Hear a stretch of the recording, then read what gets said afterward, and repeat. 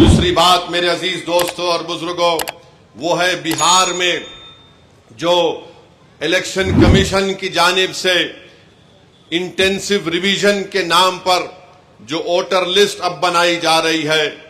मैं तेलंगाना के आप तमाम लोगों से, खास तौर से भारत के गरीबों से, चाहे वो किसी मजहब से उनका ताल्लुक हो, खास तौर से मुसलमानों से, दलितों से, आदिवासियों से ये कह रहा हूं कि आप तैयार हो जाइए। अगर तेलंगाना हो या वेस्ट बंगाल हो या तमिलनाडु हो या भारत में पूरे रियासतों में इस तरह का इंटेंसिव रिवीजन करवाया जाएगा, तो मेरी आप लोगों से अपील है कि आप लोग अपना एक एक का बर्थ सर्टिफिकेट बनाइए। हां, जो हमारे बुजुर्गों की उम्र 70 साल के ऊपर है, उनका बर्थ सर्टिफिकेट अगर है तो बहुत अच्छा है, अगर नहीं है तो आप उनका पासपोर्ट बनाइए। आप बर्थ सर्टिफिकेट अपना बनाइए, और अगर 10th क्लास की मार्कशीट है तो उसको तैयार रखिए। अगर कास्ट सर्टिफिकेट है उसको तैयार रखिए, अगर नहीं है तो बनवाइए। पासपोर्ट नहीं है तो बनवाइए, बर्थ सर्टिफिकेट नहीं है तो बनवाइए। अगर कोई रिटायर्ड पेंशनर है तो जो पेंशन का ऑर्डर मिलता है उसको उठाकर रखिए। अगर आपको 2 BHK का सर्टिफिकेट मिलता है कि आपको 2 BHK दिया गया, उसको उठाकर हिफाजत से रखिए। अगर जमीन गवर्नमेंट ने आपको अलॉट की तो उसको उठाकर रखिए। अगर आप गवर्नमेंट के मुलाजिम हैं या थे, उसका आईडी कार्ड उठाकर रखिए। क्योंकि याद रखिए मेरी इस बात को कि अब जब इंटेंसिव रिवीजन हो रहा है तो इलेक्शन कमीशन ने जो हिदायतें BLOs को दी हैं बिहार में, उसमें यह कहा गया कि अगर इलियास साहब के घर पर कोई 3 मरतबा BLO चला जाएगा और 3 मरतबा किसी जायज वजह से इलियास साहब अपने घर पर मुकीम नहीं होंगे, तो BLO उसकी इत्तला ERO को और AERO को देगा। और ये AERO और ERO को इख्तियार हासिल है कि वो 1955 के सिटीजनशिप एक्ट के तहत उन तमाम ओहदेदारों को इत्तला देना के लिए साहब शायद भारत के नागरिक नहीं है, तो ये सिटीजनशिप का मसला पैदा हो जाएगा। तेलंगाना में भी इंटेंसिव रिवीजन होगा, बल्कि पूरे मुल्क में होगा। मैं आज यहां बोधन की सरजमीन से खड़े होकर उन तमाम भारत के गरीबों को कह रहा हूं, उन दलितों को, आदिवासियों को और मुसलमानों को कह रहा हूं कि आपको नंबर 1 अपना बर्थ सर्टिफिकेट बनाना है। 10th क्लास अगर किसी ने किया तो मार्कशीट तैयार रखना है। कास्ट सर्टिफिकेट है तो तैयार रखिए, और अगर आप उस कास्ट में आते हैं उसका सर्टिफिकेट निकलवाइए। आपके पास अगर गवर्नमेंट की स्कीम का दिया हुआ 2 BHK का सर्टिफिकेट है तो उसको उठाकर रखिए। ये इसलिए कह रहा हूं कि 10 डॉक्यूमेंट की बात जो इलेक्शन कमीशन ने बिहार में की, वो यही 10 डॉक्यूमेंट है।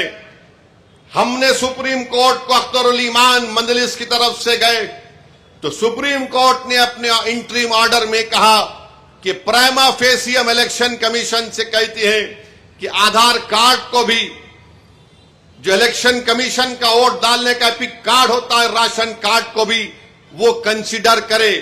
तो ये जरूरी है, याद रखिए, जब तेलंगाना में या आपके किसी रियासत में ये इंटेंसिव रिवीजन होगा तो आप लोग परेशान होने की जरूरत नहीं, अभी वक्त है। पासपोर्ट बना सकते, दबा के पासपोर्ट बनाओ। बर्थ सर्टिफिकेट नहीं है तो बर्थ सर्टिफिकेट बनाओ। कास्ट सर्टिफिकेट है या नहीं है, आप आते हैं उस कास्ट में तो उस कास्ट सर्टिफिकेट को बना के रखो। याद रखो मेरी इस बात को, अगर आपका नाम वोटर लिस्ट से निकल गया तो मोदी को सबसे ज्यादा खुशी होगी। क्यों खुशी होगी? क्यों खुशी होगी बताता हूं मैं आपको। आपका नाम जब तक वोटर लिस्ट में रहा, जैसा हम अब मोदी से सवाल कर रहे हैं, बताओ गरीब गरीब क्यों होते जा रहा है और दौलतमंद दौलतमंद क्यों हो रहा है? तो मोदी ये नहीं चाहते कि कोई उनसे सवाल करे। अगर नौजवानों तुम्हारा नाम वोटर लिस्ट से निकल गया तो तुमको इख्तियार हासिल नहीं होगा भारत के प्रधानमंत्री से पूछने के लिए कि क्यों बेरोजगारी मेरा मुकद्दर बन गया। और जिस तरीके से बार बार ये कहा जा रहा है कि फुला इलाके में बांग्लादेशी है, फुला इलाके में रोहिंग्या म्यांमार के लोग हैं, फुला इलाकों में नेपाली लोग आके बस गए, ये सब तैयारियां की जा रही हैं।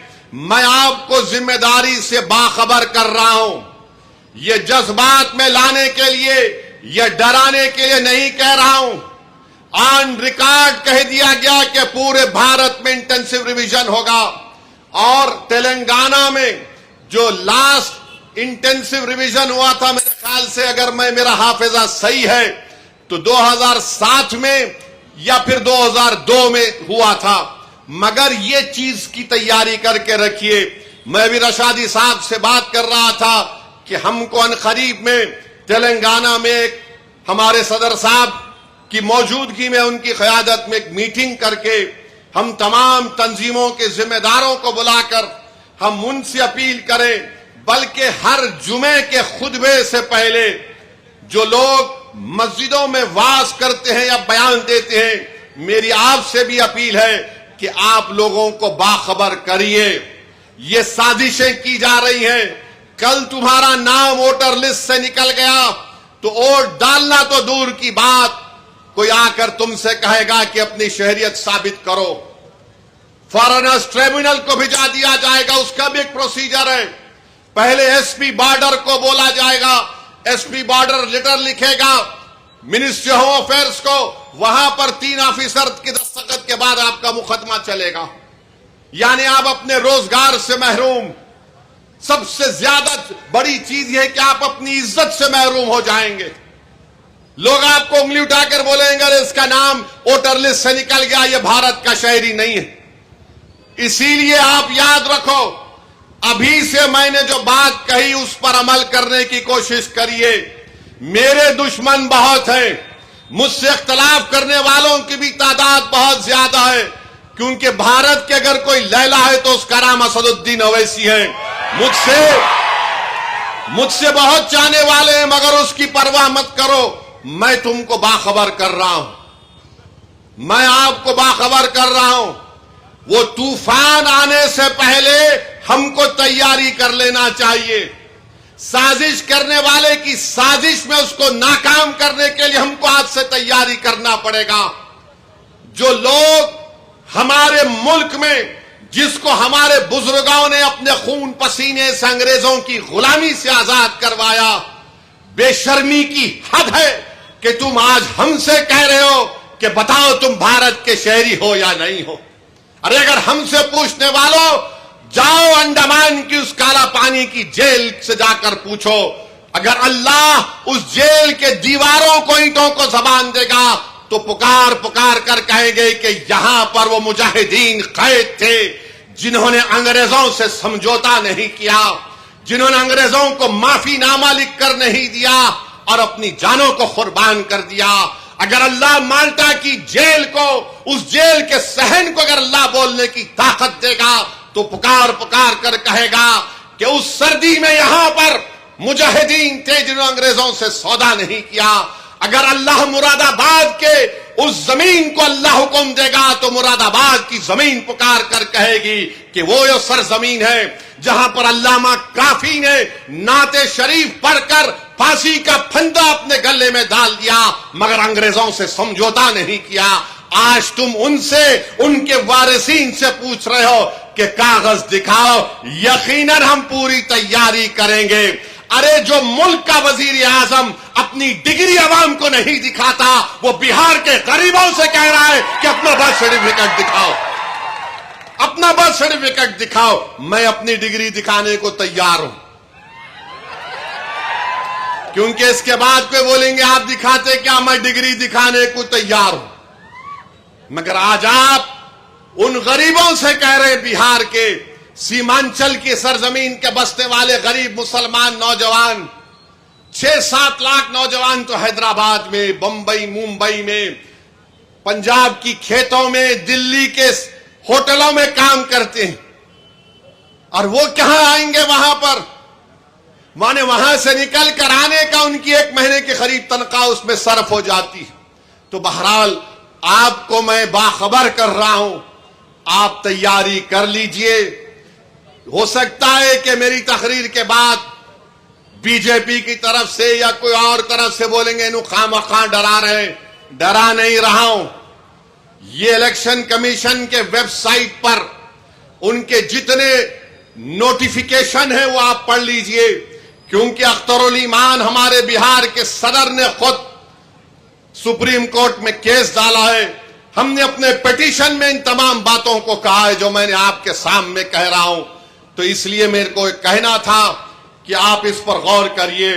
तीसरी बात जिसका जिक्र मुफ्ती जुबैर साहब ने किया, मेरे भाई याद रखो, हम एक जिस्म वाहिद की तरह हैं। अगर हमारे जिस्म में किसी एक जगह तकलीफ होती तो ईमान ये पुकार कर कह रहा है कि तुम मोमिन उसी वक्त हो जब तुम किसी की तकलीफ को अपने सीनों में महसूस करोगे। आज आसाम में जो कुछ हो रहा है, बंगाली मुसलमान हैं। आसाम में 2 किस्म के मुसलमान, एक बंगाली जबान बोलने वाले जिनको मियां बोलते, और एक दूसरे आसाम के मुकामी जिसको अंग्रेजी में बोलते हैं इंडिजीनियस। आपको जानकर तकलीफ होगी कि आसाम में वहां के चीफ मिनिस्टर ने एक मिशन वसुंधरा शुरू किया, जिसके तहत अगर कोई गवर्नमेंट की जमीन पर अपना घर बना लिया, खेती बाड़ी कर रहा है, तो उसको हुकूमत उनको जमीन के हुकूक देगी, रेगुलाइज करेगी। मगर बंगाली जबान बोलने वाले मुसलमानों को मिशन वसुंधरा में उनको जमीनें नहीं दी जा रही हैं। आप सोचो थोड़ी देर के लिए, जुलाई 2025 में 3,300 बंगाली जबान बोलने वाले, बड़ी तादाद में मुसलमान भी, हिंदू भी है थोड़े बहुत, उनको बेदखल कर दिया गया, उनको निकाल दिया गया। कितने? 3,300 परिवारों को, 3,300 अफराद को नहीं। अगर 3,300 को आप पकड़ लिए, उसकी बीवी और 2 बच्चे, तो आप यही 7-8 हजार हो जाते। 1 महीना भी नहीं खत्म होने आ रहा है, करीब 7,000 लोग बेघर हो गए। डुबरी में, लखीमपुर में, नलबारी में, गोलपारा में, और जो गवर्नमेंट लैंड पर घर बना लिए, फॉरेस्ट लैंड पर घर बना लिए। सिर्फ डुबरी में 1400 खानदानों को उनको हटा दिया गया। क्यों? क्योंकि वहां के मुख्यमंत्री कह रहे मैं थर्मल प्लांट बनाऊंगा। एक बड़े सरमायादार को बुलाकर कह रहे और पावर प्लांट बना रहे, और 1400 लोगों को बेघर कर दिया गया। फिर जुलाई 12 को आसाम के मुख्यमंत्री ने बयान दिया कि ये कौन बंगाली मुसलमान, जबान बोलने वाले मुसलमान हैं जो 200 की 300 किलोमीटर दूर जाकर अपने घर बार को बसाते हैं। ये साजिश है, कह रहे हैं वो, कह रहे साजिश है हमको अकलियत बनाने के लिए। क्या कोई चीफ मिनिस्टर इस तरह की बात करेगा? जो बाबा साहेब अंबेडकर के संविधान पर हल्फ लिया, ओत लिया, और फिर 11 जुलाई को चीफ मिनिस्टर ने कहा कि हम 25,000 एकड़ को साफ कर चुके हैं, 25,000 एकड़ को। और फिर 12 सितंबर 2024 को पुलिस फायरिंग में जुबैर अली, हैदर अली की मौत हो गई। अब मेरे को मालूम है कि मेरे इस तकरीर के बाद, क्योंकि हम लैला हैं, हमारे पूरे मजनू हमारे पीछे कल से पीछे पड़ जाएंगे, मगर सुनो मेरी बात को। आसाम की इकोनॉमिक सर्वे की रिपोर्ट है असेंबली की 2016-17 में, जिस रिपोर्ट को आसाम की असेंबली में किया, वो ये कह रही है कि 7,000 किलोमीटर, 7,000 स्क्वायर किलोमीटर आसाम की जमीन में, इरोजन में जो जमीन कट जाती है, 8,000 हेक्टेयर ऐसी जमीन है जहां पर ज़राअत नहीं कर सकते क्योंकि मट्टी जमा हो जाती। और आसाम में क्या होता, सैलाब आया तो लोग, ये जमीन कट गई, एक 10 गांव चले गए तो कश्ती में अपना सामान रखा, दूसरी जगह पर जाकर अपनी झोपड़ी लगा ली। बताओ ये कौन सी हुकूमत है जो झोपड़ियों को उखाड़ कर गरीबों को बेघर कर रही है? कैसा भारत, विकसित भारत बनेगा? मेरा भी ख्वाब है कि भारत 2047 तक विकसित भारत बने, मगर कैसा विकसित भारत बनेगा जब हम गरीबों को सिर्फ गरीबी के नाम पर घरों से निकाल रहे आसाम में? और क्या यह बात सच नहीं है कि 9 अप्रैल इंडिया टुडे का कॉन्फ्रेंस अरुण जेटली ने क्या ये नहीं कहा था कि भारत में 30 करोड़ लोगों के पास जमीन नहीं है? 30 करोड़ गरीबों के पास भारत में जमीन नहीं है। बताओ मोदी जी, बताओ आरएसएस, बताओ बीजेपी का, उन आसाम के बंगाली जबान बोलने वाले मुसलमानों की अल्लाह उनकी मदद फरमाए, जो हुकूमत जुल्म कर रही है। याद रखो, तुम वक्तिया तौर पर जुल्म करोगे, तुम्हारा जुल्म मिटेगा इंशाअल्लाह ताला।